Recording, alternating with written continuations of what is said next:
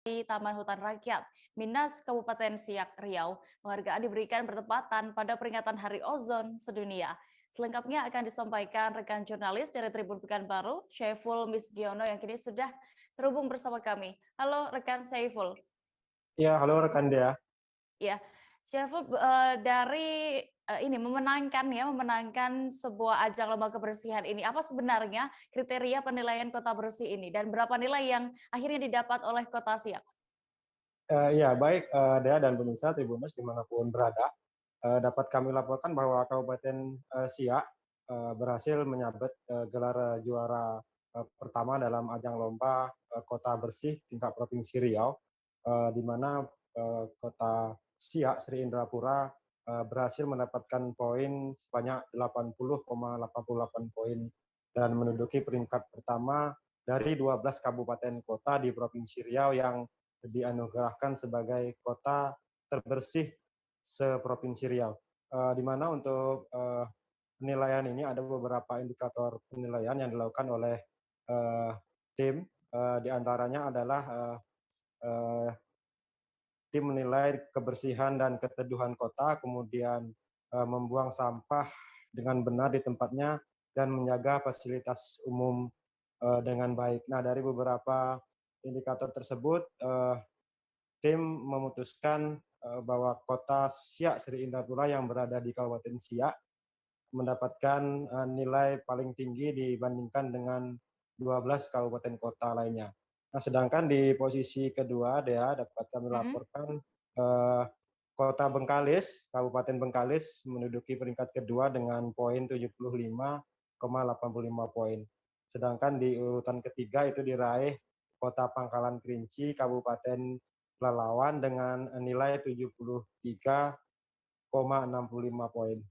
Selain tiga kota yang masuk dalam 3 besar kota bersih tersebut, pada kesempatan yang sama, Gubernur juga memberikan 3 penghargaan harapan 1, 2, dan 3 kepada kota terbersih, yaitu Kota Bagan Siapi-Api, Kota Bangkinang, dan Kota Taluk Kuantan. Begitu dia. Ya, lalu adakah target selanjutnya dari kota yang menjadi pemenang tingkat provinsi ini?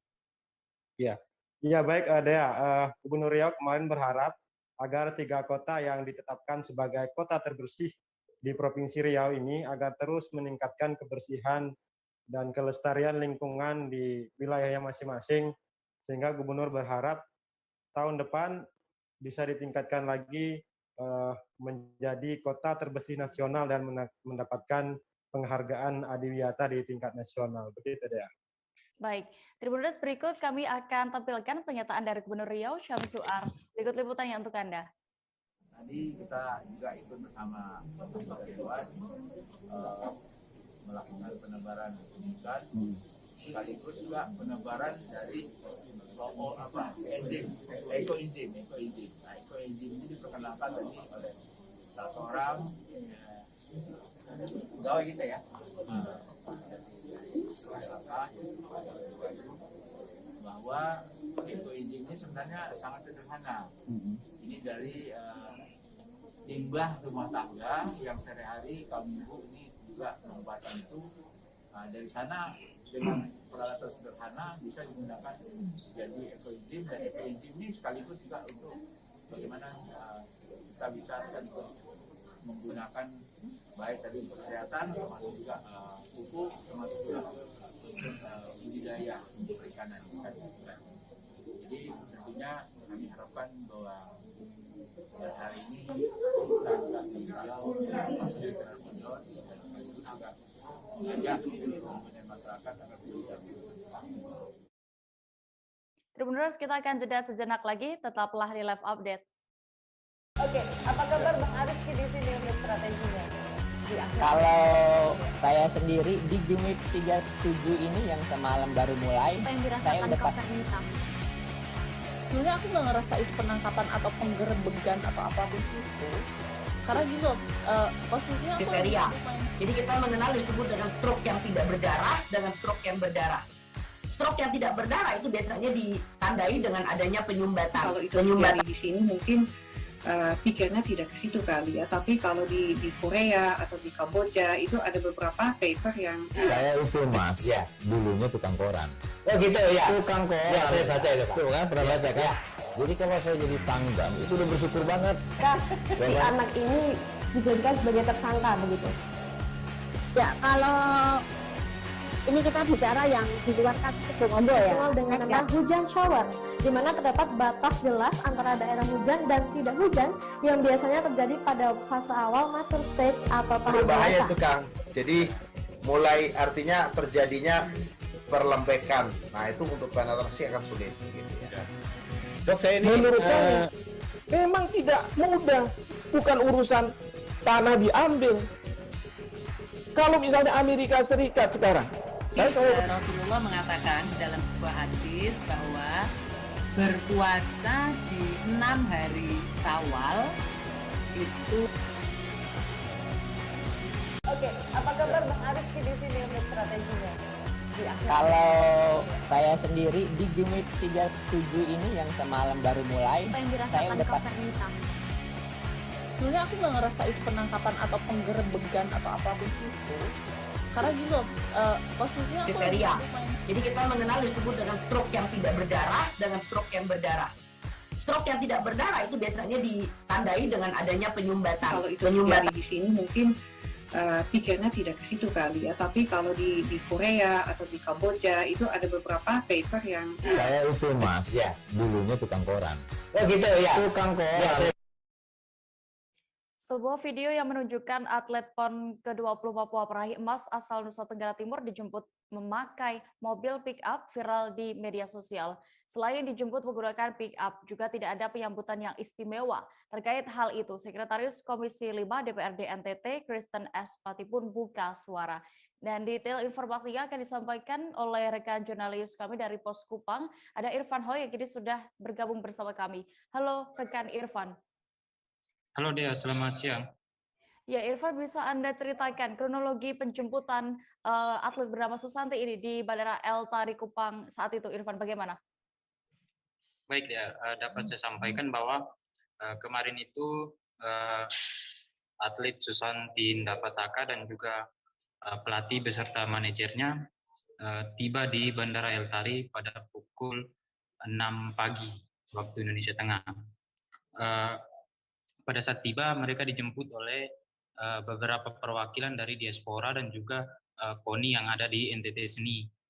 Kemudian dilakukan pengalungan bunga, sempat juga ada kendaraan yang disiapkan oleh dari pengurus KONI dan juga diaspora. Demikian dia. Iya, lalu apakah informasi yang beredar bahwa Pemprov NTT ini tidak menyiapkan penjemputan yang layak untuk Susanti itu benar adanya? Baik dia, menurut informasi yang kita peroleh bahwa sebenarnya kendaraan itu telah disiapkan dari diaspora NTT. Namun pelatih dan juga atlet lebih memilih untuk menaiki mobil pickup yang telah disiapkan oleh pengurus Muay Thai yang ada di Kota Kupang, karena menurut mereka beberapa kali pertandingan di nasional di saat kepulangan mereka selalu saja teman-teman mereka, kerabat mereka dan juga pengurus dari Muay Thai Kota Kupang sendiri yang melakukan penjemputan dengan kendaraan yang ada apa adanya, sehingga pada momen kemarin mereka memilih untuk bersama dengan pengurus dari Muay Thai itu. Demikian ya. Ya, lalu bagaimana respon dari Susanti dan juga pelatih atlet lainnya juga saat dijemput menggunakan mobil pickup ini, dan juga reaksi dari keluarga juga bagaimana, Irfan? Baik ya, untuk reaksi dari Susanti sendiri, dia terlihat lebih santai dan lebih enjoy ketika menumpangi mobil pickup yang telah disiapkan itu. Sementara keluarga yang hadir kemarin, mereka menggunakan sepeda motor mengikuti rombongan yang ada di sana di Bandara El Tari, kemudian menuju ke rumah pelatih yang ada di Kecamatan Kuipopo, Kota Kupang sebagai base camp dari Muay Thai itu sendiri, Dea. Demikian. Ya, lalu apa yang dilakukan peraih medali emas pertama ini untuk NTT di PON Papua seusai tiba di kampung halamannya? Baik, Dea, kemarin sore Pos Kupang berkesempatan untuk menghubungi Susanti ketika tiba di Kabupaten Kupang di Desa Oelamasi. Tibanya di sana Susanti menyampaikan bahwa ia disambut oleh tetangga dan juga keluarga yang ada di sana. Sementara juga ada perwakilan dari pemerintah Kabupaten Kupang yang kebetulan hadir pada saat itu. Beberapa informasi juga dia sampaikan bahwa saat ini pemerintah Kabupaten Kupang telah menyiapkan salah satu kuota sebagai tenaga honorer di kabupaten tersebut untuk diisi oleh atlet Susanti. Sementara itu beberapa UMKM yang ada di NTT telah menyiapkan beberapa bonus dan juga paket liburan bagi Susanti dan juga pelatihnya.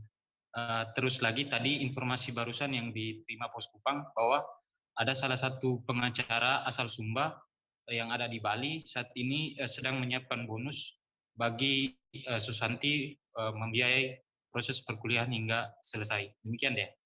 Baik, Tribuners, rekan Ivan juga sudah sempat berbincang langsung dengan pelatih dan juga atlet Muay Thai Angga Silitonga dan juga Susanti Dapataka. Berikut keterangan lengkapnya. Kemarin pertandingan di Papua itu pertama itu saya langsung ke tarik lot, terus saya langsung ketemu sama tuan rumah, berhadapan sama tuan rumah Papua. Untuk dijanjikan sih belum ada sama sekali untuk dijanjikan apa-apa. Cuma kemarin dari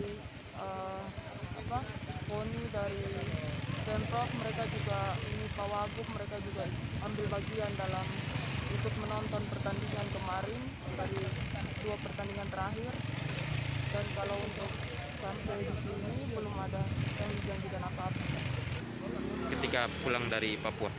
Oh ya tahu, soalnya ada sedikit penyambutan sedikit kemarin oleh Bapak Bupati Ngada. Itu kita berkumpul semua bersama Pak Wagub sama Ketua KONI. Ini medali yang keberapa kakak?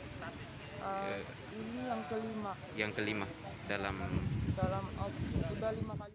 Dari diaspora atau dari Pemprov mungkin ada undangan ke Pemprov? Undangan belum ada sih. Belum ada. Karena kan saya tahu di posisi Pak Wagub ada di mana atau ketua apa ada di mana, kita kan selalu tahu. Belum ada undangan resmi ya, abis ini harus gimana belum ada lah. Kalau kemarin dari seperti apa kakak? Maksudnya? Atau dari Pemprov mereka juga ngantar sampai ke bandara atau seperti apa? Memang ada bis khusus di sana yang untuk transportasi pergi pulang ada. Kalau selama di Papua fasilitasnya bagus lah. Mewah, bisa dibilang mewah. Pekan Olahraga Nasional atau PON ke-20 Papua sedang berlangsung dari 2 hingga 15 Oktober 2021 mendatang. Dan sejumlah atlet asal Sulawesi Tengah telah berhasil meraih medali baik perunggu, perak, dan emas. Untuk ikut mendukung atlet dari Sulteng berlaga di PON Papua, seorang pemilik rumah makan Raja Penyet Mas Faiz memberikan promosi kepada atlet peraih medali emas. Untuk mengetahui lebih detailnya terkait hal ini sudah bergabung bersama kami rekan wartawan dari Tribun Palu, ada Nur yang akan menyampaikan informasinya. Halo rekan Nur. Halo Dea. Ya, Nur, bisa Anda informasikan terkait untuk promo ini apa hanya berlaku untuk atlet atau juga pelatih juga bisa mendapatkan promo ini? Terima kasih ya. Perlu saya jelaskan sedikit, lokasi tempat makan gratis atlet asal Sulteng peraih emas tersebut berada di Jalan Ahmad Yani Lorong 3 nomor 2, Kelurahan Besu Tengah, Kecamatan Palu Timur, Kota Palu. Dan untuk promo tersebut hanya untuk atlet yang berhasil meraih medali emas saja. Sementara keluarga dan pelatih serta kontingen lainnya tidak masuk ke dalam promo tersebut. Hal itu untuk mencegah agar tidak ada orang lain yang mengaku dari keluarga atlet Abdul Rahman Darwin selaku peraih medali emas pertama pada PON Papua 2020. Baik, iya. Ya. Lalu Nur, bagaimana mekanisme untuk atlet peraih medali emas ini agar bisa mendapatkan promo makan gratis ya informasinya di rumah makan Penyet Mas Faiz ini? Ya, mekanismenya bahwa atlet Abdul Rahman Darwin harus menunjukkan identitasnya ke terlibat rumah makan Raja Penyet Mas Faiz. Nah, kemudian atlet tidak dibatasi untuk memilih menu makanan dan minuman yang dia ingin makan pada saat itu juga. Kemudian atlet bisa setiap hari makan di situ mulai pukul 10 pagi hingga 10 malam di warung makan Raja Penyet Mas Pais tersebut.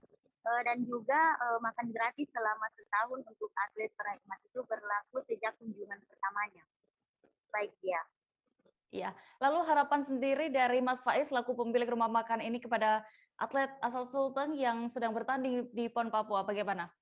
Untuk harapannya itu bahwa agar kontingen Provinsi Sulawesi Tengah yang sedang bertanding harus mendapat medali sebanyak-banyaknya, terutama medali emas. Karena setiap atlet dari Sulteng yang mendapat emas dipastikan bisa makan gratis selama 1 tahun di rumah makan Raja Penyet Mas Faiz tersebut. Dan itu juga adalah wujud apresiasi dari owner rumah makan Raja Penyet Mas Faiz kepada para atlet yang berhasil mengharumkan nama Sulawesi Tengah di kancah nasional, serta juga bisa memacu semangat untuk para atlet lainnya. Baik ya. Baik, Tribuners, tadi rekan Nur juga sudah berhasil mendapatkan keterangan dari owner rumah makan Raja Mas Faiz, yakni Faiz Arfianto. Berikut liputan lengkapnya untuk Anda.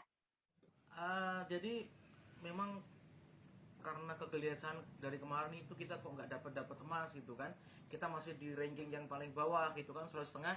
Tapi akhirnya malam itu ada yang pecah telur, dapat emas, akhirnya senang juga semua gitu kan. Semua mengapresiasi selamat. Iya. Apa yang berdampak gitu loh bagi si atlet begitu. Oke lah kalau begitu kita kasih makan gratis selama setahun. Kan nggak ada ruginya gitu kan. Hanya untuk makan begitu kan. Istilahnya ya kita menyambung silaturahmi juga dengan atlet. Ya saya harapkan sebanyak-banyaknya sih. Sebanyak-banyaknya juga. Kalau bisa semuanya dapat emas gitu loh. Oke. Supaya makan semua di sini. Oke ya betul. Nah, jadi ini juga sekaligus motivasi bagi atlet yang mungkin saat ini masih sedang berlaga di PON Papua, ketika berhasil menyumbangkan atau menambah pundi-pundi medali emas bagi Sulawesi Tengah akan mendapat makan gratis selama setahun di Rumah Sakit Raja Penyet Mas Faiz yang berada di Jalan Ahmad Yani, Kota Palu. Oke, kemudian Mas Faiz, untuk di rumah makan ini apa menu khas atau mungkin yang menjadi andalan? Kalau menu khasnya kita ayam bakar ya. Ayam bakar, sambal terasi, seperti itu. Seperti itu ya. Dan nanti ketika ini kan sudah ada satu atlet kemarin dari cabang olahraga taekwondo. Ya. Nah, apakah sudah ada juga berhubungan dengan belum sih, belum ya? Belum. Mungkin masih konsentrasi mereka di sana. Ya itu harapan kami sebanyak-banyaknya datangkan emas ke Palu gitu kan. Iya, datangkan emas ke Palu ya. Ya. Oke. Ya, nanti Informasi berikutnya datang dari Provinsi Banten, Tribuners. MUA asal Kabupaten Serang turut meramaikan ajang Anyer Krakatau Wedding Fashion Show. Dalam perlombaan itu, tim MUA Neng Zainal mengambil tema pakaian pernikahan adat Papua. Untuk make up-nya, pihaknya menggunakan coretan putih di pipi yang diadaptasi dari aslinya. Informasi selengkapnya akan disampaikan rekan jurnalis dari Tribun Banten, ada Milda Niati yang kini sudah terhubung bersama kami. Halo rekan Milda. Halo rekan Dia dan Tribuners. Iya, Milda, bisa Anda informasikan kenapa dari tim Neng Zainal, MUA Neng Zainal ini memilih untuk menggunakan atau menampilkan pakaian adat Papua? Iya, dari MUA Neng Zainal ini yang berasal dari Kabupaten Serang, mereka menggunakan adat Papua sebagai salah satu bentuk dukungan dan semangat bagi para atlet Banten yang sedang bertanding di PON Papua, begitu rekan Dea. Iya, lalu bagaimana modifikasi apa saja yang diambil untuk pakaian adat Papua ini? Nah, pakaian adat Papua ini salah satu penata busananya bernama Rahmatullah. Dia memodifikasi pakaian adat Papua menggunakan beberapa modifikasi dari modern dan tradisional, namun juga tidak menghilangkan kesan dari tradisionalnya itu sendiri. Dia juga menggunakan penutup dada sebagai pelengkap, begitu rekan Dea. Iya, dengan mengambil tema pakaian adat Papua ini, berhasil menyabet juara berapa dari MUA Neng Zainal? Dari MUA Neng Zainal ini mereka berhasil menyabet juara 2 dalam ajang MUA Vendor Festival itu di Anyer.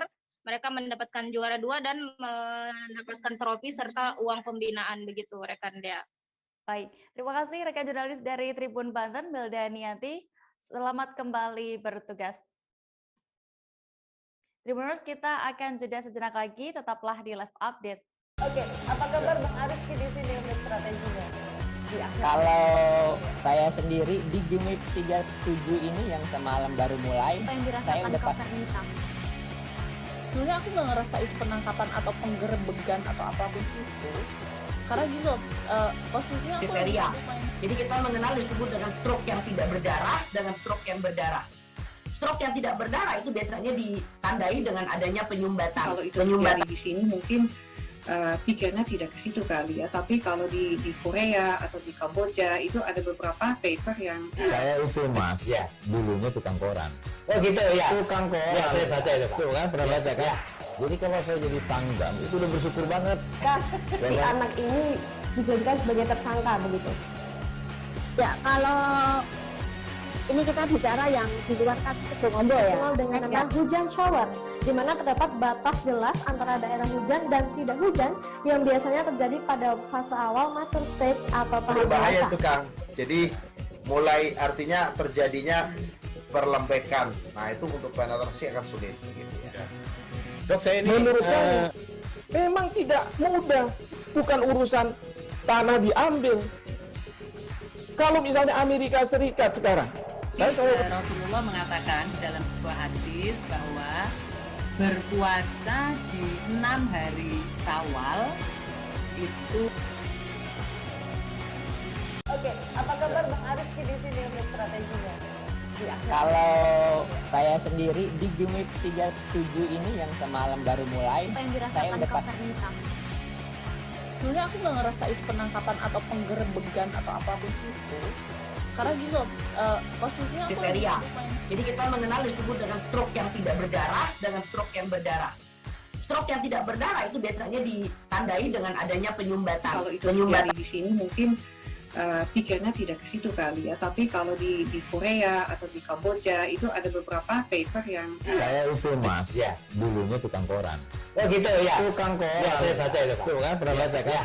Jadi kalau saya jadi pangdam itu udah bersyukur banget. Si anak ini dijadikan sebagai tersangka begitu.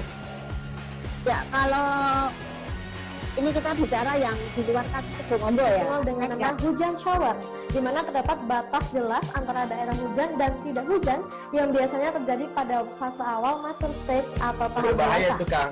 Jadi mulai artinya terjadinya perlembekan. Nah itu untuk penetrasi akan sulit. Gitu ya. Dok, saya ini menurut saya memang tidak mudah, bukan urusan tanah diambil.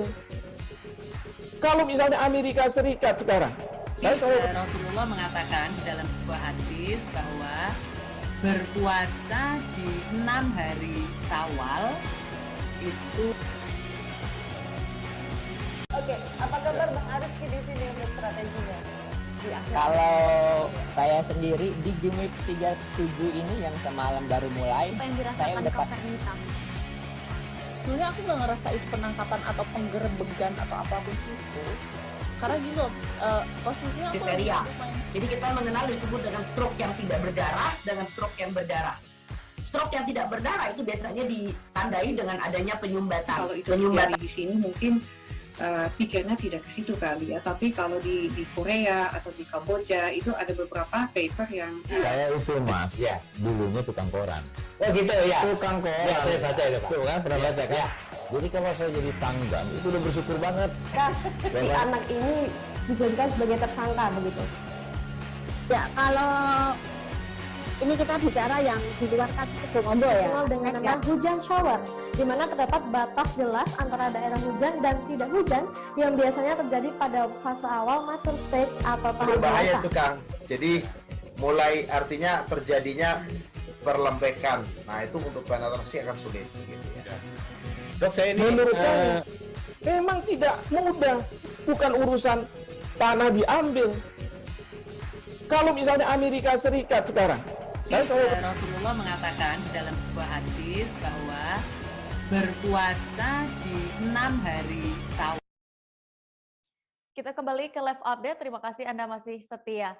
Tribuners, kita menuju ke informasi berikutnya. Program Kelompok Wanita Tani atau KWT di Desa Padang Jawa, Kecamatan Woila, Kabupaten Aceh Barat, telah mampu mendongkrak ekonomi produktif masyarakat, khususnya ibu-ibu rumah tangga KWT.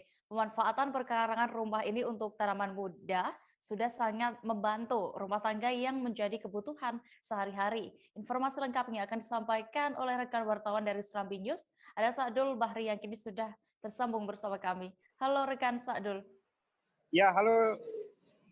Iya, bisa Anda jelaskan bagaimana sebenarnya awal atau siapa sebenarnya pencetus untuk memanfaatkan pekarangan rumah ini sebagai kebun? Sejak kapan juga sudah dimulai? Oh ya, baik rekan Dea, dapat kami laporkan bahwa gagasan awal itu disampaikan oleh Bupati Aceh Barat Haji Ramli MS yang diinstruksikan kepada desa-desa melihat situasi pandemi saat ini yang memberatkan perekonomian masyarakat, sehingga salah satu desa saat ini dan diikuti oleh puluhan desa lainnya ini telah membuka lahan mini, artinya perkarangan yang bisa dijadikan sebagai tempat usaha masyarakat.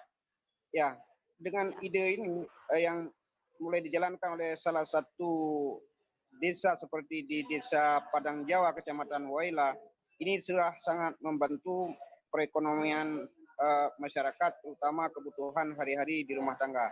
Dan ini adalah yang dicetuskan oleh pemerintah, yaitu khususnya Bupati Aceh Barat Haji Ramli MS. Demikian rekan Dia. Iya, lalu berdasarkan pantauan Anda di lokasi ini, apa saja tanaman yang ada di sana? Hasil panen, lalu ini dipakai untuk apa, Sa'dul? Ya, baik.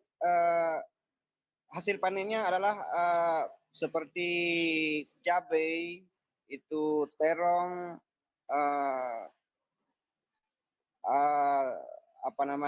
sejenis sayur-sayuran lainnya, dan ini sangat membantu masyarakat kebutuhan hari-hari yang menjadi kebutuhan di dalam rumah tangga, sehingga para masyarakat saat ini untuk kebutuhan rumah tangga mereka tidak harus kalaupun tidak ada uang, dengan adanya tanaman yang mereka tanam di samping rumah ini tentunya sudah sangat membantu keluarga mereka masing-masing, seperti ada tomat, cabai, dan sejumlah tanaman lainnya. Ini yang menjadi fokus masyarakat di daerah seperti di Desa Padang Jawa, Kecamatan Woila. Demikian rekan Dia. Ya, Sa'dul, terkait kegiatan ini, apakah ada juga bantuan dari pemerintah untuk meningkatkan kegiatan mereka di sana?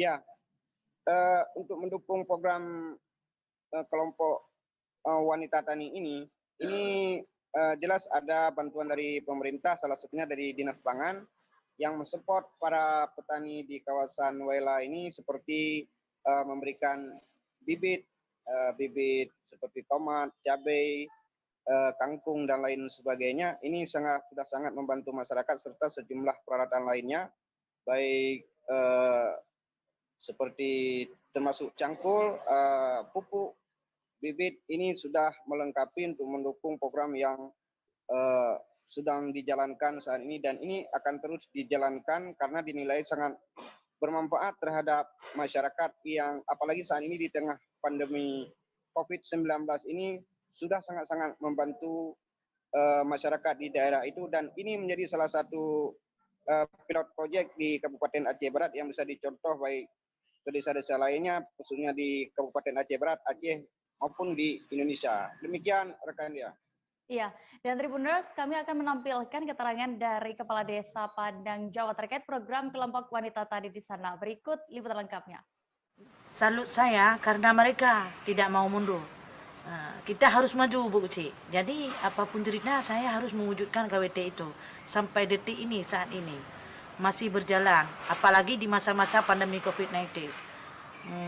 Mereka bisa panen di perkarangan dikarenakan bisa mengurangi beban ekonomi rumah tangga, khususnya ibu-ibu di Aceh Barat. Alhamdulillah program KWT tersebut sudah banyak yang mengikuti jejak. Kalau tidak salah sekarang kita berada di posisi 12 desa yang mengikuti program KWT tersebut.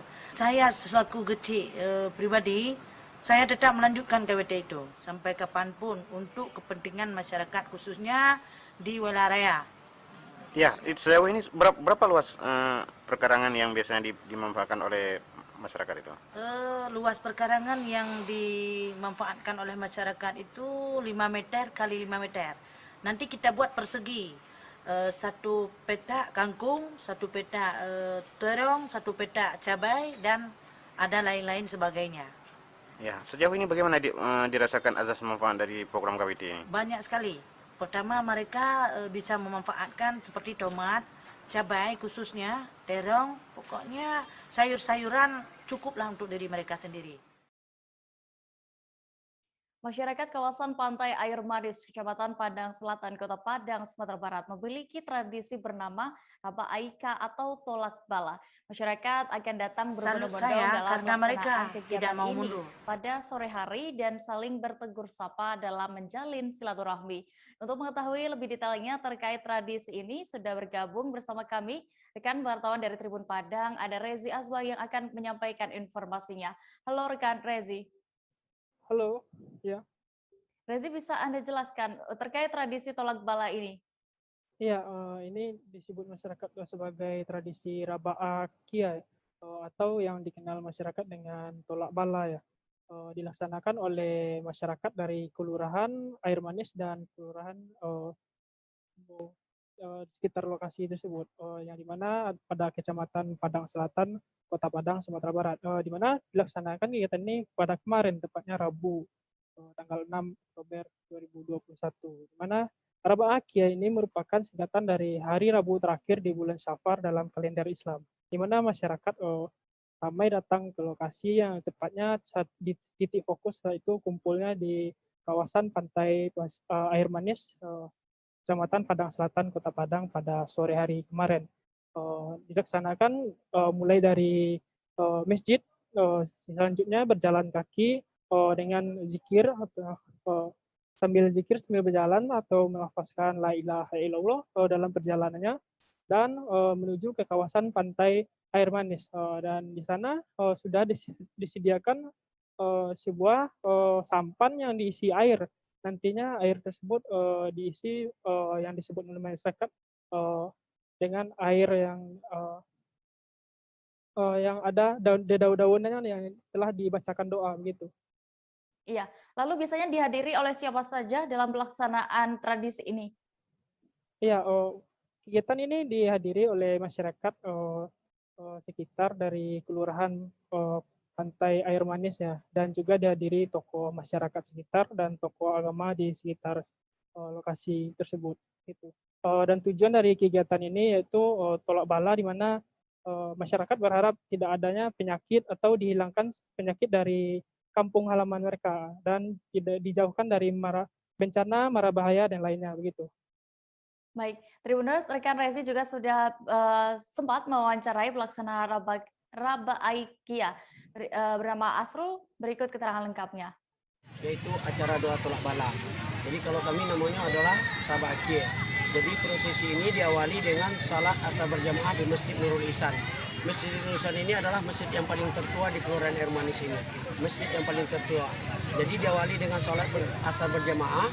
Dari salat asar berjamaah, setelah selesai prosesi salat asar berjamaah tadi, kemudian kami dari Masjid Nurul Ihsan langsung menuju ke lokasi ini. Sepanjang jalan kami membaca ratib, yaitu La ilaha illallah sebanyak mungkin sampai di lokasi ini. Tujuannya adalah supaya bencana dan segala mara bahaya kita dilindungi, dijauhi oleh Allah Subhanahu wa taala hendaknya. Kemudian juga disertai segala musibah, kemudian diampiri rahmat dan nikmat hendaknya. Terutama sekali terhadap kaum nelayan. Jadi dasarnya dulu adalah terhadap kaum nelayan. Mudah-mudahan kaum nelayan dimudahkan rezekinya dalam berusaha hendaknya, dalam mencari rezeki di laut.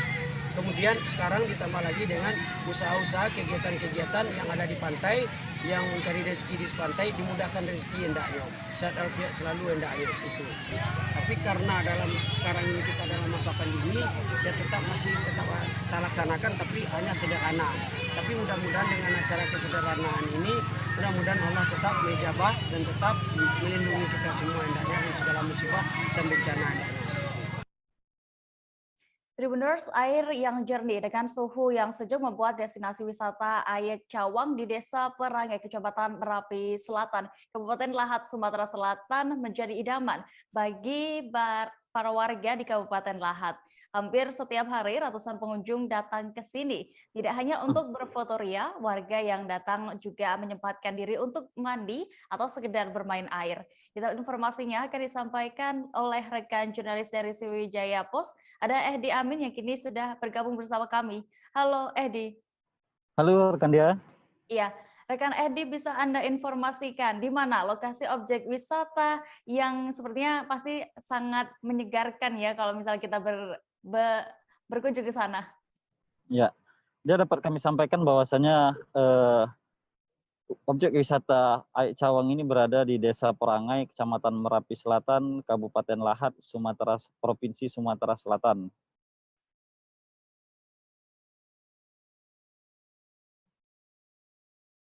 Ya, rekan dia.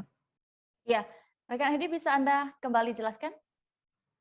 Ya, bahwasanya objek wisata Aek Cawang ini berada di Desa Perangai, Kecamatan Merapi Selatan, Kabupaten Lahat, Provinsi Sumatera Selatan. Dapat kami sampaikan bahwasanya objek yang satu ini merupakan objek wisata alam yang baru saja bisa dikatakan ditemukan oleh warga setempat. Sebelumnya lokasi objek wisata ini merupakan kawasan perkebunan warga. Nah, kemudian warga secara swadaya melalui pemerintah setempat membangun objek wisata tersebut sehingga terbentuklah sebuah kolam dan pancuran-pancuran air kecil yang saat ini ternyata membius warga untuk datang berwisata, bermandi, sekaligus bermain bagi anak-anak di sekitar kolam. Ya. Ya. Lalu apa yang menarik dari wisata Aek Cawang ini, rekan Ehdi? Ya. Dampak dari magnet objek wisata yang satu ini selain memang kondisi airnya yang jernih, dingin, kemudian juga sangat cantik saat kita akan berfoto atau berselfie ria di lokasi. Saat ini pemerintah desa dan wakil rakyat di desa setempat itu merencanakan beberapa pembangunan infrastruktur untuk penunjang objek wisata di kawasan tersebut. Seperti adanya jembatan yang melintasi kolam, kemudian juga ada semacam wahana-wahana air yang akan diadakan oleh pemerintah setempat. Kemudian saat ini sedang dikerjakan pembangunan seperti WC umum, kemudian akses menuju ke lokasi wisata. Ya. Iya, lalu selain Aek Cawang ini, apa wisata lain yang bisa dinikmati wisatawan ke kawasan ini? Ya, sahabat Tribun, juga kami sampaikan bahwasanya di wilayah Kecamatan Merapi Selatan, Kabupaten Lahat, tepatnya di Provinsi Sumatera Selatan ini, di sini bisa dikatakan tempat berwisata alam yang cukup banyak. Selain Aek Cawang tadi, ada salah satu objek wisata yang cukup terkenal, bahkan kemarin sempat masuk nominasi dataran tinggi Dinas Pariwisata, yaitu adanya Bukit Serelo dan Bukit Besak. Kemudian ada beberapa air terjun di kawasan setempat. Inilah yang kemudian memancing para wisatawan baik lokal maupun regional untuk datang ke lokasi tersebut. Nah, dapat kami sampaikan juga bahwasanya bagi para wisatawan yang datang dari arah Kota Palembang, untuk tiba atau untuk bisa sampai ke lokasi mungkin membutuhkan waktu sekitar 5-6 jam menggunakan kendaraan roda 4 atau roda 2. Kemudian bagi yang datang dari arah Kota Lahat membutuhkan waktu sekitar 1 jam. Nah, untuk diketahui saat ini objek wisata Aek Cawang sendiri belum ada pengelola, maksudnya masih warga setempat masih membukanya secara gratis bagi wisatawan yang akan berkunjung ke lokasi-lokasi tersebut. Ya, baik, terima kasih rekan jurnalis Sriwijaya Post, Ehdi, untuk informasinya dari Kabupaten Lahat. Selamat kembali bertugas. Kita beralih ke Kepulauan Riau, Tribuners. Wakil Ketua 2 Ruslan Ali Washim turut menghadiri kegiatan budaya Mandi Safar yang digelar di digelar oleh LAM Kecamatan Nongsa dan masyarakat Kampung Terih Kelurahan Sambau Nongsa. Mandi Safar ini diketahui memang sudah berlangsung sejak lama, sejak Kesultanan Riau Lingga. Sebelum mandi Safar ada ritual besapa, yakni meminta doa selamat. Selengkapnya terkait hal ini akan disampaikan rekan wartawan dari Tribun Batam. Ada Argianto Nugroho yang kini sudah terhubung bersama kami. Halo rekan Argianto. Halo Dea. Ya, Argi bisa Anda ceritakan untuk sejarah singkat saja dan juga sebenarnya tujuan dari tradisi Mandi Safar ini? Oke, terima kasih Dea. Mandi Safar sendiri untuk sejarahnya sudah dilaksanakan. Untuk literasinya sejak Kesultanan Riau Lingga atau pada tahun sekitar 1880, masyarakat Melayu sudah melaksanakan Mandi Safar. Dan untuk tujuan dan makna Mandi Safar sendiri bagi masyarakat Melayu umumnya adalah untuk menolak bala yang biasa untuk mendapatkan ridho dari Tuhan Yang Maha Esa. Itu dia. Iya. Lalu kapan biasanya tradisi ini diadakan dan bagaimana tata cara Mandi Safar ini? Untuk Mandi Safar sendiri biasa dilaksanakan pada bulan Safar, minggu keempat pada hari Rabu. Jadi saat itu adalah waktunya air laut pasang. Jadi saat air laut pasang ini biasanya setelah melakukan beberapa ritual, masyarakat Melayu kemudian mandi di laut secara berkelompok dengan sejumlah tetangga, dan umumnya biasa Mandi Safar ini dilakukan secara berkelompok oleh masyarakat sekitar. Itu dia. Ya. Oh ya, untuk tata caranya sendiri ada beberapa rangkaian. Jadi pada rangkaian itu ada 3 rangkaian di praacara yang diawali dengan doa oleh pemuka tokoh agama setempat, kemudian baru memasuk ke laut. Setelah mandi di laut bersama-sama atau berkelompok, baru kemudian dibasuh dengan air yang ada di tempayan. Tempayan itu merupakan sejenis gentong. Di situ di dalam air itu sudah didoakan, baru kemudian disiram kepada masyarakat yang sudah melaksanakan Mandi Safar yang dari laut itu, ya. Dan untuk ini maknanya adalah ada beberapa makna, ya. Di awal itu adalah untuk membersihkan jasmani. Jadi setelah membersihkan jasmani, kemudian rohaninya juga dibersihkan. Jadi setelah jasmani rohani dibersihkan, baru akan didoakan untuk agar bisa tidak mendapatkan musibah atau bala.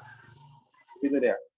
Baik, terima kasih rekan wartawan dari Tribun Batam, Argianto Nugroho untuk informasinya. Selamat kembali bertugas.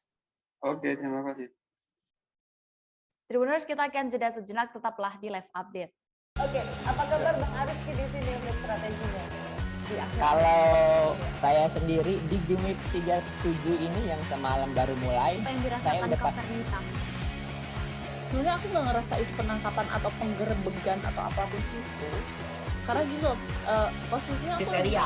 Jadi kita mengenal disebut dengan stroke yang tidak berdarah dengan stroke yang berdarah. Stroke yang tidak berdarah itu biasanya ditandai dengan adanya penyumbatan. Kalau itu terjadi di sini mungkin pikirnya tidak ke situ kali ya. Tapi kalau di Korea atau di Kamboja itu ada beberapa paper yang saya itu Mas, ya, dulunya tukang koran. Oh gitu ya. Tukang koran. Ya, saya baca itu Pak. Tuh kan pernah baca kan? Ya. Jadi kalau saya jadi pangdam itu udah bersyukur banget. Si anak ini dijadikan sebagai tersangka begitu. Ya, kalau ini kita bicara yang di luar kasus Sebongombo ya. Dengan nama hujan shower, di mana terdapat batas jelas antara daerah hujan dan tidak hujan yang biasanya terjadi pada fase awal mature stage atau tahap. Wakil Bupati Kabupaten Ketapang Farhan mengajak kepada seluruh masyarakat Kabupaten Ketapang, khususnya umat Muslim, untuk memeriahkan acara Robo-Robo. Hal itu disampaikan langsung oleh Farhan seusai menghadiri acara Robo-Robo yang digelar di Kelurahan Kauman, Kecamatan Benua Kayong, Kabupaten Ketapang, Kalimantan Barat. Dan kabar selengkapnya akan disampaikan rekan jurnalis dari Tribun Pontianak, ada Nur Imam Satria yang kini sudah terhubung bersama kami. Halo rekan Imam.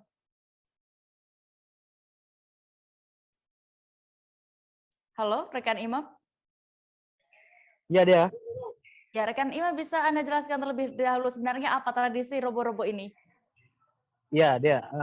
Tradisi robo-robo atau acara robo-robo ini merupakan tradisi budaya turun-menurun warga Kalimantan Barat. Acara robo-robo sendiri umumnya digelar pada Rabu terakhir di bulan Safar penanggalan Hijriyah. Biasanya acara robo-robo ini digelar di tepi sungai atau pinggiran sungai, yang mana tujuannya adalah untuk meminta pertolongan atau ampunan kepada Tuhan Yang Maha Esa agar terhindar dari bala bencana. Begitu deh. Ya, lalu apa saja rangkaian acara ketika berlangsungnya tradisi robo-robo ini? Ya, untuk rangkaian acaranya sendiri biasanya masyarakat itu menggelar doa bersama, beramai-ramai. Setelah itu mereka menyantap makanan yang dibawa mereka masing-masing untuk dimakan bersama-sama. Biasanya menu makanannya itu ialah ketupat. Untuk Kabupaten Ketapang sendiri, yaitu ketupat colet sebagai makanan khas Kabupaten Ketapang. Ya. Ya, lalu upaya apa sendiri yang dilakukan oleh Pemda Kabupaten Ketapang untuk menjaga tradisi budaya robo-robo ini bisa tetap terjaga? Ya, pemerintah daerah Kabupaten Ketapang sendiri melalui Wakil Bupati Ketapang Farhan untuk menjaga tradisi robo-robo agar tetap bisa terjaga, yaitu mereka mengagendakan untuk mengadakan robo-robo ini di pusat di Kelurahan Kauman, Kecamatan Benua Kayong. Jadi mulai tahun depan robo-robo mulai bisa dipusatkan di Kabupaten Ketapang ini, yaitu di Kelurahan Kauman. Walaupun sebenarnya seluruh masyarakat Kabupaten Ketapang masih bisa menggelar acara robo-robo ini di tempatnya masing-masing. Gitu. Ya. Ya. Untuk harapannya sendiri Imam, apa harapan dari Pemda Ketapang kepada warga untuk melaksanakan tradisi robo-robo ini? Iya, Pemda Kabupaten Ketapang berharap bagi setiap warga Kabupaten Ketapang, khususnya umat Muslim yang menggelar acara robo-robo untuk dapat memanjatkan doa sebanyak-banyaknya. Tidak hanya doa, melainkan juga bisa bersedekah kepada anak yatim piatu maupun dapat memberikan sumbangan-sumbangan lain bagi warga yang membutuhkan. Demikian dia. Baik, Tribuners, tadi rekan Imam juga sudah berhasil mendapatkan keterangan dari Wakil Bupati Kabupaten Ketapang. Farhan, berikut liputan lengkapnya. Ya, baik, untuk seluruh masyarakat Kabupaten Ketapang, khususnya di kalangan umat Muslim, sepanjang untuk melaksanakan acara robo-robo itu dipersilakan. Tidak ada larangan dan ini adalah sebuah budaya. Dan harapan saya juga adalah dilaksanakan dengan semeriah mungkin dan mengikuti ritual-ritual seperti membaca doa yang sebanyak-banyaknya, memberikan sedekah kepada anak yatim piatu, dan memberikan sumbangan-sumbangan yang lain dalam acara robo-robo ini. Saya pikir seperti itu untuk seluruh masyarakat Kabupaten Ketapang, khususnya bagi umat Muslim di Kabupaten Ketapang. Terima kasih. Tribuners, informasi tadi menutup perjumpaan kita dalam live update siang ini. Jangan lupa untuk menyaksikan live update selanjutnya di seluruh kanal media Tribun Network. Masih di tengah pandemi, kami kembali Tribuners untuk mengingatkan Anda selalu menerapkan protokol kesehatan dengan ketat dimanapun berada. Saya Diamita beserta kru yang bertugas pamit. Terima kasih dan sampai jumpa. Jangan lupa like, subscribe, dan share ya.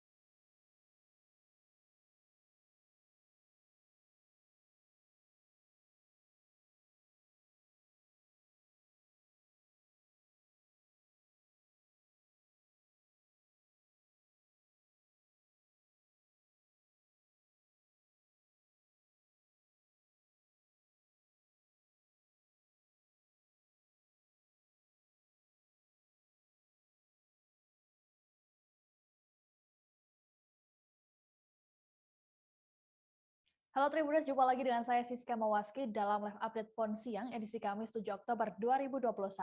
Kami akan menyajikan informasi terkini seputar kegiatan Pekan Olahraga Nasional ke-20 yang saat ini berlangsung di Papua. Bersama dengan sejumlah rekan wartawan kami yang sudah siap dengan laporannya masing-masing di lokasi. Kita ikuti live update PON 20 Papua selengkapnya. Menteri Pemuda dan Olahraga atau Menpora Zainuddin Amali meninjau media center PON 20 Papua di Kompleks Kantor Gubernur Papua, Jayapura pada Rabu 6 Oktober malam. Dalam keterangannya, Menpora mengatakan bahwa media center merupakan unsur penting dalam sebuah acara untuk menyampaikan informasi yang dibuat oleh awak media. Amali sendiri diketahui saat ini berkantor sementara di Papua selama PON 20 berlangsung. Kehadirannya untuk memastikan bahwa venue PON Papua aman dan siap digunakan. Selain media center, Amali juga sebelumnya telah meninjau lokasi-lokasi terkait penyelenggaraan PON Papua. Terkait kedatangan Menpora ke media center, rekan kami dari tribunnews.com Abdul Majid akan menyampaikan laporannya untuk Anda. Halo, selamat siang Majid.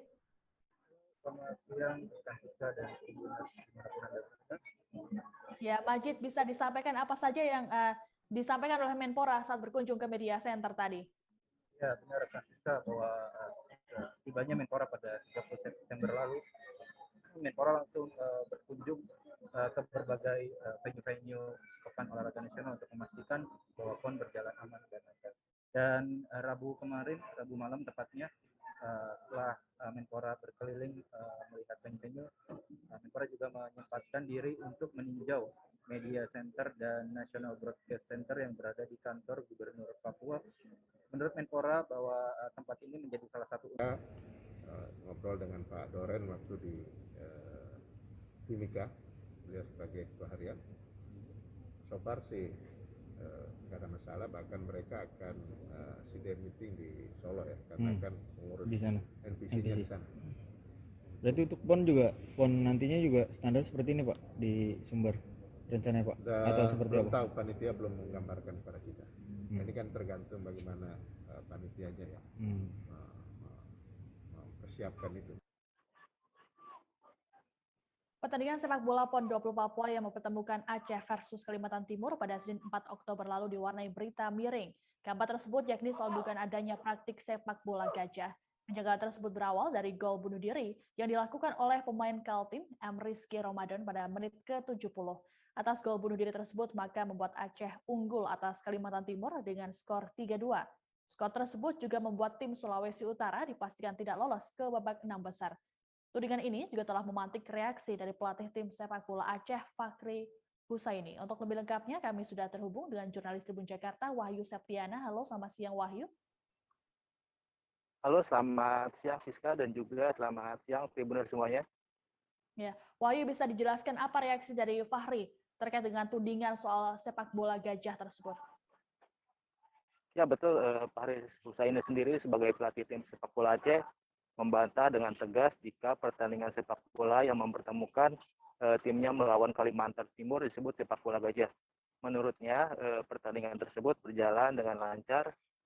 Semua proses gol yang tercipta merupakan murni hasil dari perjuangan pemain di lapangan.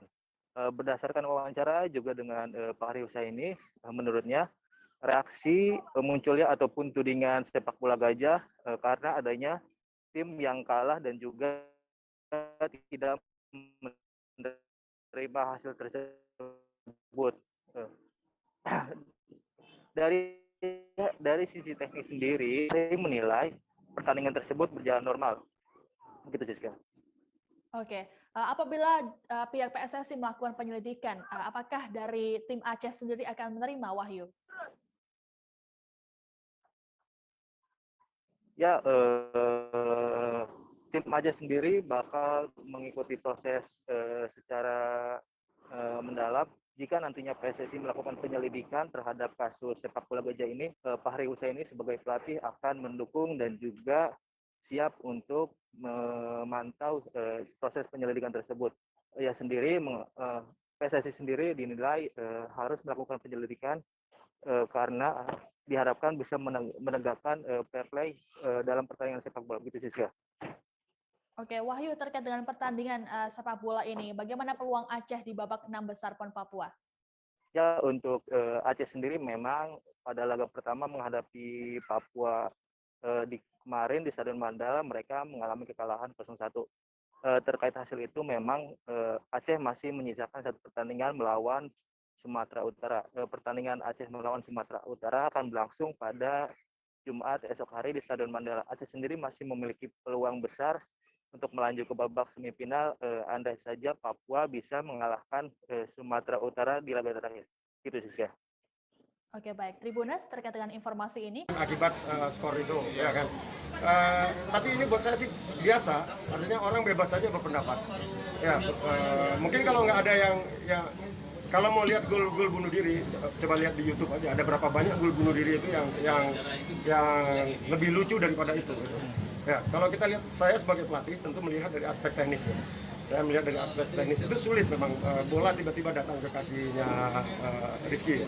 Nah sehingga, tapi memang karena situasi semua tim kemarin punya kepentingan, ya, kalau mau dipersoalkan, kenapa nggak dipersoalkan ketika ada 5 peluang pemain Aceh yang di awal babak pertama nggak masuk, bahkan penalti yang ke atas itu kenapa nggak disebut itu ada yang ya, saya nggak pernah merespon karena kalau saya merespon ini apalagi yang follower itu semakin banyak follower. Ketua Asosiasi Provinsi PSSI Papua Ben Hur Tommy Mano menyampaikan pesan khusus kepada tim sepak bola tuan rumah seusai lolos ke babak 6 besar PON 20 Papua.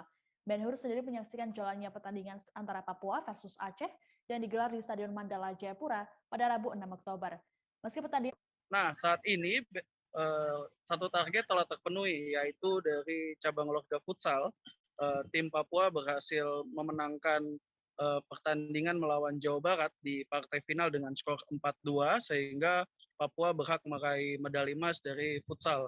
Namun hingga saat ini Bapak Ben Hur Tommy Mano masih menunggu capaian dari tim sepak bola putri maupun putra yang saat ini berada di babak 6 besar, rekan Siska. Baik, Tribunas, untuk lebih lengkapnya kami akan menampilkan pernyataan dari Ketua Asosiasi Provinsi PSSI Papua Ben Hur Tommy Mano. Kita sudah masuk pada putaran kedua,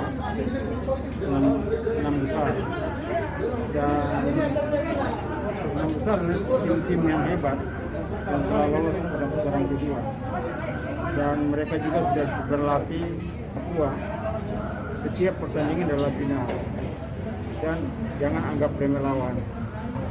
Dan ini rumah kita yang sebagai juara dan sebagai pemenang.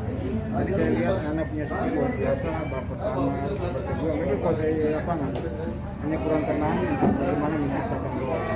Begitu mereka harus memperbaiki diri mereka masing-masing. Kesalahan saya di mana? Saya pertandingan besok tanggal hari Jumat nanti mereka bisa tampil prima melawan dengan Sumur. Ya. Setelah dari sepak bola, kita beralih ke cabur bulu tangkis Tribuners. Kamis 7 Oktober pagi menjadi momen yang membahagiakan bagi tim bulu tangkis bergu putri Papua karena berhasil maju ke babak tak terlepas dari dukungan masyarakat. Albert pun berharap agar tim bulu tangkis bergu putri mendapat hasil positif di babak semifinal. Saat ini kami sudah terhubung dengan Hendrik Rawapetara, jurnalis Tribun Papua yang akan melaporkan informasi ini untuk Anda. Halo, selamat sore, Hendrik. Jalannya pertandingan bergu bulu tangkis putri tadi. Ya, rekan Siska, terima kasih. Dapat saya laporkan bahwa suasana jalannya pertandingan sangat sengit ya, di mana pertandingan tunggal awal pertama dan kedua mampu menyapu bersih dan menang telak atas Jawa Tengah ya. Dan sedangkan di partai ketiga ganda putri, Papua harus kalah tipis dari Jawa Tengah. Namun dengan hasil tersebut, Papua mampu memimpin dengan skor 2-1 dan melangkah ke babak selanjutnya. Begitu rekan Siska. Oke, setelah dipastikan lolos ke babak semifinal, lalu bagaimana respon dari official tim Putri Papua ini? Iya, baik rekan Siska. Dari hasil wawancara bersama Ketua Official Papua, ia sangat apresiasi dengan pertandingan hari ini, dan juga di mana ia sangat kagum dengan Papua karena bisa juara grup. Dan untuk melangkah ke tahap selanjutnya, iya begitu rekan Siska. Oke, di semifinal nanti, siapa lawan yang akan dihadapi oleh tim Papua, Hendrik? Iya, dari informasi yang dihimpun oleh Tribun Papua, di mana Papua akan berhadapan dengan DKI Jakarta. Namun saat ini masih berlangsungnya pertandingan, oleh sebab itu saya atau kami masih menunggu updatean terbaru dari panitia. Begitu rekan Siska. Baik, kami tunggu terus update-nya dari Anda terkait dengan cabur bulu tangkis ini. Tribunas, kami akan menampilkan pernyataan dari Ketua Official Papua Albert Manuputi terkait dengan hasil pertandingan dari tim Papua. Berikut tayangannya. Saya mengucap syukur atas dukungan doa dari masyarakat Papua sehingga hari ini kita bisa menang di 2 nomor itu, dan itu kita sudah keluar sebagai juara grup. Dengan kita keluar sebagai juara grup, kita sudah mendapat medali perunggu. Sementara kita akan berjuang untuk mendapat medali emas. Ya, jadi ini juga yang perlu. Mari kita sama-sama kita berdoa, mudah-mudahan tim bulu tangkis putri boleh memperoleh medali emas di bergu putri. Jadi di bergu putri ini hanya 3 partai yang dipertandingkan. Tunggal pertama, tunggal kedua, dan ganda putri, ganda pertama. Jadi kalau kita sudah menang 2-0, itu berarti kita sudah juara. Jadi partai ketiga ini tidak terlalu mempengaruhi.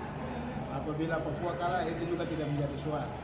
Tapi kita doakan mereka bisa menang supaya kita menang telak 3-0. Oke. Bapak, berarti kalau Papua menang ini lawan selanjutnya? Kita akan lihat pool A, pool B, dan pool D. Jadi ini ada 4 pool. Oke. Jadi kami kalau pool C berarti kita akan ketemu pool A. Oke. Ya, itu semifinal. Oke, semifinal ya. Kalau kita lolos itu berarti kita tunggu pemenang antara pool B dan pool D untuk masuk ke final. Oke, Bapak. Ya, untuk merebut emas. Terima kasih, Bapak. Ya, kita doakan besok bahwa kita lawan pool A, mudah-mudahan bisa dapat kita hasil. Berdoa bersama kita bisa berhasil lagi. Oke, Bapak. Siap, orang bisa. Iya. Tribunas, kita jeda sejenak. Sesaat lagi kami akan kembali dengan informasi terkait kegiatan PON Papua lainnya tetap di live update PON 20 Papua. Jadi mulai artinya terjadinya perlembekan. Nah, itu untuk penetrasi akan sulit gitu ya. Dok, saya ini menurut saya memang tidak mudah, bukan urusan tanah diambil. Kalau misalnya Amerika Serikat sekarang, Rasulullah mengatakan dalam sebuah hadis bahwa berpuasa di 6 hari Syawal itu. Oke, apa kabar Bang Arif di sini untuk strateginya? Kalau saya sendiri di Jumit 37 ini yang semalam baru mulai, saya udah sebenarnya aku nggak ngerasain penangkapan atau penggerebegan atau apapun itu, karena gini loh, posisinya aku kriteria. Jadi kita mengenal disebut dengan stroke yang tidak berdarah dengan stroke yang berdarah. Stroke yang tidak berdarah itu biasanya ditandai dengan adanya penyumbatan. Kalau itu terjadi di sini mungkin pikirnya tidak ke situ kali ya, tapi kalau di Korea atau di Kamboja itu ada beberapa paper yang saya itu Mas, ya, dulunya tukang koran. Oh gitu ya. Tukang koran. Ya, saya baca itu, Pak. Tuh kan, pernah baca kan? Ya. Jadi kalau saya jadi pangdam itu udah bersyukur banget. Si anak ini dijadikan sebagai tersangka begitu. Ya, kalau ini kita bicara yang di luar kasus Sebongombo ya. Dengan nama hujan shower, di mana terdapat batas jelas antara daerah hujan dan tidak hujan yang biasanya terjadi pada fase awal master stage atau tahap berbahaya dewasa. itu Kang. Jadi mulai artinya terjadinya perlembekan. Nah, itu untuk penetrasi akan sulit gitu ya. Dok, saya ini menurut saya memang tidak mudah, bukan urusan tanah diambil. Kalau misalnya Amerika Serikat sekarang, Rasulullah mengatakan dalam sebuah hadis bahwa berpuasa di 6 hari Syawal itu. Oke, apa kabar Bang Arif di sini untuk strateginya? Kalau saya sendiri di Jumit 37 ini yang semalam baru mulai, saya udah sebenarnya aku nggak ngerasain penangkapan atau penggerebegan atau apapun itu, karena gini loh, posisinya aku kriteria. Jadi kita mengenal disebut dengan stroke yang tidak berdarah dengan stroke yang berdarah. Stroke yang tidak berdarah itu biasanya ditandai dengan adanya penyumbatan. Kalau itu terjadi di sini mungkin pikirnya tidak ke situ kali ya. Tapi kalau di Korea atau di Kamboja itu ada beberapa paper yang Saya itu Mas, dulunya tukang koran. Oh gitu ya. Tukang koran. Ya, saya baca itu Pak. Tuh kan, pernah baca kan? Jadi kalau saya jadi pangdam, itu udah bersyukur banget. Si anak ini dijadikan sebagai tersangka begitu. Ya, kalau ini kita bicara yang di luar kasus Sebongombo ya. Dengan nama hujan shower, di mana terdapat batas jelas antara daerah hujan dan tidak hujan yang biasanya terjadi pada fase awal mature stage atau tahap Berbahaya dewasa. itu Kang. Jadi mulai artinya terjadinya perlembekan. Nah itu untuk penetrasi akan sulit. Gitu ya. Dok, saya ini menurut saya memang tidak mudah, bukan urusan tanah diambil. Kalau misalnya Amerika Serikat sekarang, Rasulullah mengatakan dalam sebuah hadis bahwa berpuasa di 6 hari Syawal itu. Oke, apa kabar Bang Arief di sini untuk strateginya? Kalau saya sendiri di Jumit 37 ini yang semalam baru mulai, saya udah Sebenarnya aku nggak ngerasa itu penangkapan atau penggerebegan atau apapun itu. Karena gitu, posisinya aku kriteria. Jadi kita mengenal disebut dengan stroke yang tidak berdarah dengan stroke yang berdarah. Stroke yang tidak berdarah itu biasanya ditandai dengan adanya penyumbatan. Kalau itu terjadi di sini mungkin pikirnya tidak ke situ kali ya. Tapi kalau di Korea atau di Kamboja itu ada beberapa paper yang Saya itu Mas, dulunya tukang koran. Oh gitu ya. Tukang koran. Ya, saya baca itu Pak. Tuh kan, pernah baca kan? Jadi kalau saya jadi pangdam, itu udah bersyukur banget. Si anak ini dijadikan sebagai tersangka begitu. Ya, kalau ini kita bicara yang di luar kasus Sebongombo ya. Dengan nama hujan shower, di mana terdapat batas jelas antara daerah hujan dan tidak hujan yang biasanya terjadi pada fase awal mature stage atau tahap Berbahaya dewasa. itu Kang. Jadi mulai artinya terjadinya perlembekan. Nah itu untuk penetrasi akan sulit. Gitu ya. Dok, saya ini menurut saya memang tidak mudah, bukan urusan tanah diambil. Kalau misalnya Amerika Serikat sekarang, Rasulullah mengatakan dalam sebuah hadis bahwa berpuasa di 6 hari Syawal itu. Oke, apa kabar Bang Arief di sini untuk strateginya? Kalau saya sendiri di Jumit 37 ini yang semalam baru mulai, saya udah Sebenarnya aku nggak ngerasa itu penangkapan atau penggerebegan atau apapun itu. Karena gitu, posisinya aku kriteria. Jadi kita mengenal disebut dengan stroke yang tidak berdarah dengan stroke yang berdarah. Stroke yang tidak berdarah itu biasanya ditandai dengan adanya penyumbatan. Kalau itu terjadi di sini mungkin pikirnya tidak ke situ kali ya. Tapi kalau di Korea atau di Kamboja itu ada beberapa paper yang Saya itu Mas, dulunya tukang koran. Oh gitu ya. Tukang koran. Ya, saya baca itu Pak. Tuh kan, pernah baca kan? Jadi kalau saya jadi pangdam, itu udah bersyukur banget. Si anak ini dijadikan sebagai tersangka begitu. Ya, kalau ini kita bicara yang di luar kasus Sebongombo ya. Dengan nama hujan shower, di mana terdapat batas jelas antara daerah hujan dan tidak hujan yang biasanya terjadi pada fase awal mature stage atau tahap Berbahaya dewasa. itu Kang. Jadi mulai artinya terjadinya perlembekan. Nah itu untuk penetrasi akan sulit. Gitu ya. Dok, saya ini menurut saya memang tidak mudah, bukan urusan tanah diambil. Kalau misalnya Amerika Serikat sekarang, Rasulullah mengatakan dalam sebuah hadis bahwa berpuasa di 6 hari Syawal itu. Oke, apa kabar Bang Arief di sini untuk strateginya? Kalau saya sendiri di Jumit 37 ini yang semalam baru mulai, saya udah Sebenarnya aku nggak ngerasa itu penangkapan atau penggerebegan atau apapun itu. Karena gitu, posisinya aku kriteria. Jadi kita mengenal disebut dengan stroke yang tidak berdarah dengan stroke yang berdarah. Stroke yang tidak berdarah itu biasanya ditandai dengan adanya penyumbatan. Kalau itu terjadi di sini mungkin pikirnya tidak ke situ kali ya. Tapi kalau di Korea atau di Kamboja itu ada beberapa paper yang Saya itu Mas, dulunya tukang koran. Oh gitu ya. Tukang koran. Ya, saya baca itu Pak. Tuh kan, pernah baca kan? Jadi Terima kasih Anda masih menyaksikan live update PON 20 Papua. Kita beralih ke informasi selanjutnya, Tribuners. Pertandingan final cabang olahraga selam nomor 50 meter Pivins Putri telah berlangsung di Arena Akuatik Kampung Harapan, Kabupaten Jayapura pada Rabu 6 Oktober. Menariknya, hasil pertandingan ini menunjukkan bahwa medali emas diraih oleh dua atlet sekaligus, yakni atlet Jawa Barat, Dea Nazira Nuramelia, dan atlet Papua, Margareta Herawati. Untuk mengetahui informasi lengkapnya, saat ini kami sudah terhubung rekan jurnalis dari Tribun Bali, Marianus Seran. Halo, selamat siang, Marianus. Halo, selamat sore rekan Siska dan Tribuners di mana saja. Marianus, bisa dijelaskan seperti apa jalannya pertandingan sehingga medali emas diraih oleh dua atlet sekaligus di cabur ini? Oke, rekan Siska, ya ini baru pertama kali ya di Arena PON 20 di Papua. Medali emas diperoleh oleh dua atlet secara bersamaan atau emas kembar di nomor Pivins 50 meter putri cabang olahraga selam yang berlangsung di Arena Akuatik Kampung Harapan di Kabupaten Jayapura Rabu kemarin. Ya, perlombaan berlangsung ketat ya antara Jabar, Papua dan Bali saling kejar-kejaran saat berlomba di arena tersebut.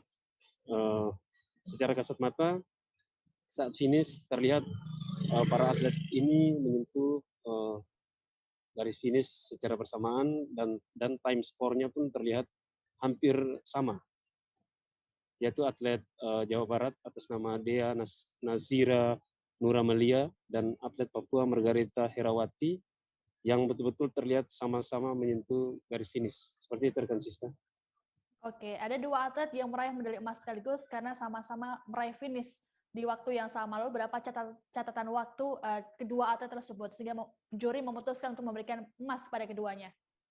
Oke rekan Siska, cukup alot ya pada saat juri menentukan emas bersama untuk kedua atlet. Ada selang beberapa waktu, cukup lama mungkin 2 jam sampai 3 jam untuk juri mendiskusikan hal ini dan melihat time score-nya. Akhirnya diketahui bahwa atlet Jawa Barat dan Papua sama-sama menyentuh garis finish dengan catatan waktu 22,90 detik. Akhirnya juri memutuskan keduanya sama-sama memperoleh emas. Sementara untuk medali perak sendiri diraih oleh atlet asal Bali, yaitu Nilu Citra Dewi. Dia harus puas menerima medali perak ini karena dia terpaut 0,03 detik dari kedua atlet yang sama-sama meraih emas, yaitu 22,93 detik. Itu catatan waktu untuk atlet dari Bali Citra Dewi. Seperti itu rekan Siska. Baik, terima kasih laporannya Marianus. Selamat bertugas kembali. Terima kasih. Ya, Tribuners, kita beralih ke informasi selanjutnya. Pertandingan derby antara Jawa Barat versus Jawa Tengah menjadi pembuka dalam babak 4 besar voli putra PON 20 Papua pada Kamis 7 Oktober. Untuk diketahui, Jawa Barat merupakan juara Pool A, sedangkan Jawa Tengah merupakan runner-up Pool B. Laga dimulai pada pukul 14 waktu Indonesia Timur. Selesai laga derby tersebut disusul pertandingan juara Pool B, yakni DKI Jakarta melawan runner-up Pool A, Papua Barat. Untuk informasi lengkapnya, kami akan disampaikan oleh rekan kami, Rausan Zani dari Watakota. Halo, selamat sore Rausa. Selamat sore rekan Siska. Rausa, bisa dijelaskan seperti apa sistem pertandingan di babak 4 besar ini? Ya, terima kasih rekan Siska. Di babak 4 besar ini memang semua tim yang ada di 4 besar akan saling bertemu, di mana yang pertama adalah juara grup melawan runner up. Seperti pertandingan hari ini, Jawa Barat 1 sebagai juara grup dari Pool A akan melawan Jawa Tengah yang menjadi runner-up dari Pool B, kemudian berlanjut di DKI, yang DKI Jakarta yang memang juara grup B akan berhadapan dengan Papua Barat yang menjadi runner-up dari Pool A. Dan selanjutnya nanti untuk 2 hari lagi, lusa akan terjadi juga pertandingan antara Jawa Barat melawan melawan DKI Jakarta dan juga melawan Papua Barat maksud saya, dan DKI Jakarta melawan Jawa Tengah. Jadi memang semuanya akan bertemu Siska, dan poin 2 poin teratas akan melaju ke final dan akan saling bertemu di partai final. Kemudian 3-4 akan merebut medali perunggu.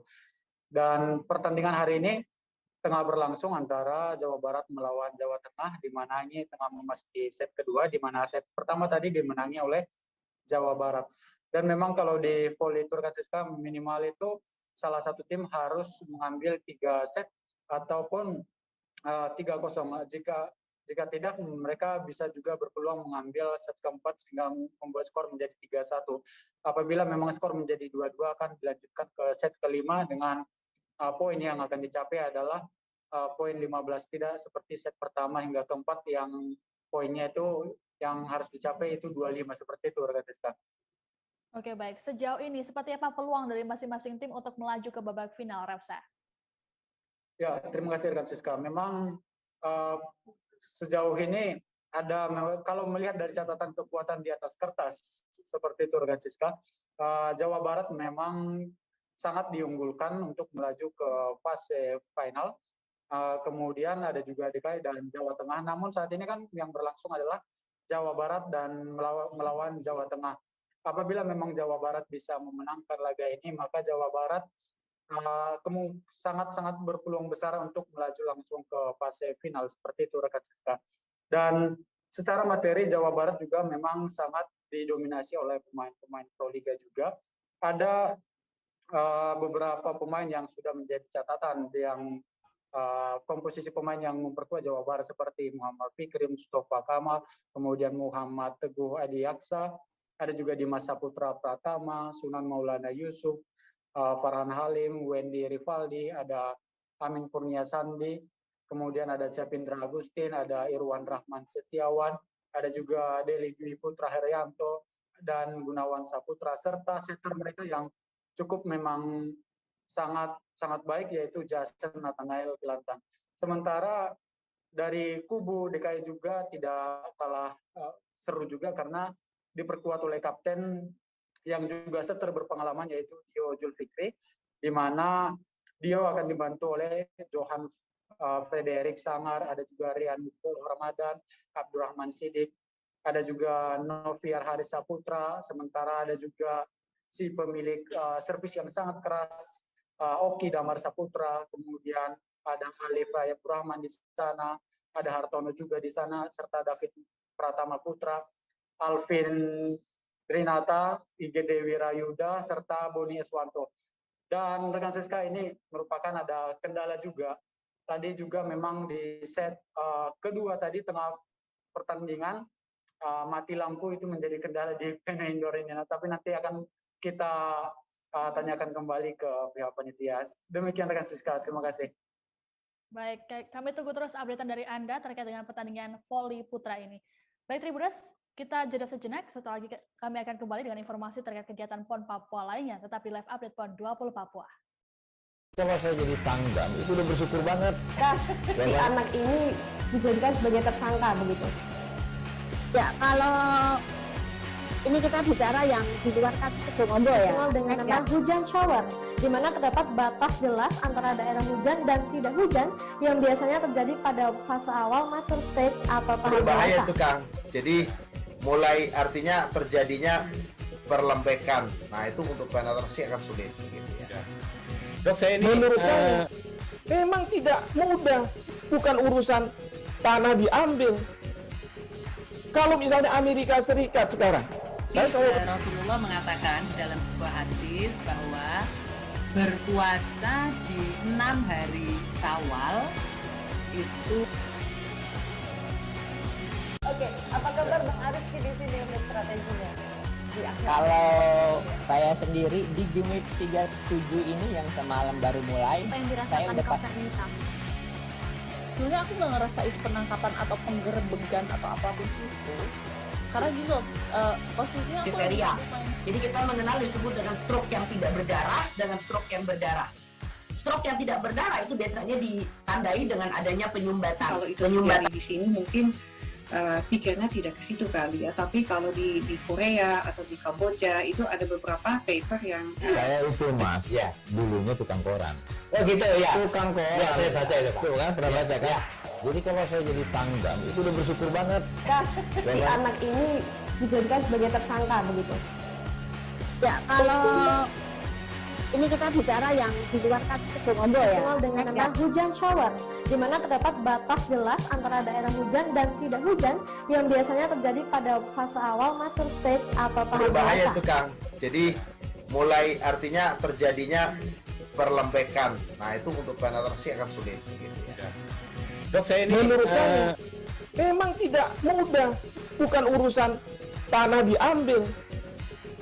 Kalau misalnya Amerika Serikat sekarang, Rasulullah mengatakan dalam sebuah hadis bahwa berpuasa di 6 hari Syawal itu. Oke, apa kabar Bang Arifki di sini untuk strateginya? Kalau saya sendiri di Jumip 37 ini yang semalam baru mulai, saya udah pas. Sebenarnya aku nggak ngerasain penangkapan atau penggerebegan atau apapun itu, karena gitu posisinya aku kriteria. Jadi kita mengenal disebut dengan stroke yang tidak berdarah dengan stroke yang berdarah. Stroke yang tidak berdarah itu biasanya ditandai dengan adanya penyumbatan. Kalau itu terjadi di sini mungkin pikirnya tidak ke situ kali ya. Tapi kalau di Korea atau di Kamboja itu ada beberapa paper yang Saya itu Mas, dulunya tukang koran.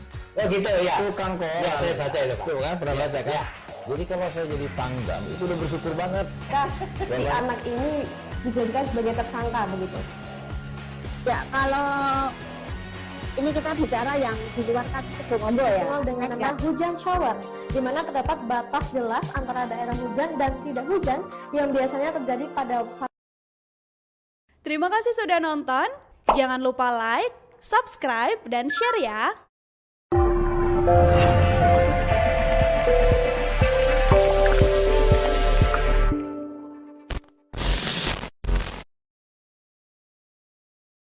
Terima kasih sudah nonton. Jangan lupa like, subscribe, dan share ya.